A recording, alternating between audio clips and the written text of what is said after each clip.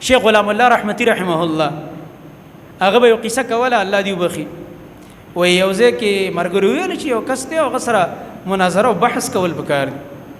کله کله علما مجبور شي د مناظرې هر چا سره ښې نه وي. ما ویل زه عالم به نو په دې مسله را سره مناظره وایي کېښوده چې هغه وایي چې یا محمد ویل جایز دي، لکه د نبی علیه السلام دا بې ادبي کول جایز دي. مخامخ څوک پلار ته نوم نه وایي، ته نبی علیه السلام ته دا نوم وایي صلی الله علیه و آله وسلم. وایي زه لاړم، بس ما ورته ویل چې زه به عالم یې او پوهه سړی به یې، نو زه که نه پوهېږم خو زه بیا پوهه کړم دلایل به ورته وایي، توبه به وباسي.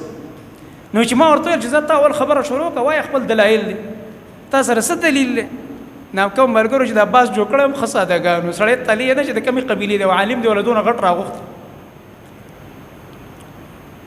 وایي هغه ما ته وایي چې دا دلیل دی که نه ولې په دې بسونو کې نه دي لیکلي او په دې دا دیوالونو باندې نه دي لیکلي څه چې یا رسول الله او یا محمد. ما چې ښه ماشاءالله ته خو ډېر لوی عالم یې، ځه تا وګټله، ځه پاسې تا وګټله او موږ وبیلله. ما چې ته سره کم باس کې دته اوس کم دلیل وی چې بس کې لیکل د دلیل دی، په دیوال باندې لیکل د دلیل دی. د سړي سره هم سړی باس کې بعضې داسې جاهلي. دې وجې نه قرآن کریم کې الله رب العالمین فرمایي چې کله واذا خاطبهم الجاهلون قالوا سلاما، کله چې د دې عباد الرحمن سره جاهلان خبرې کوي دوی ورته سلام علیکم، یعنې دا په خبره پوهېږي نه، د سره مازغه مه خرابوه. دې وجې نه وایي څوک چې د جاهل سره بحث کوي دا به د جاهل تکبر نورم ډېروي، یعنې هغه نه به م یو سړی او خبر نه د دوی هغه د پلاني شیخ سره ما خبرې کړي جواب یې نه دی راکړی، نو د داسې قمقل به څه جواب کړي؟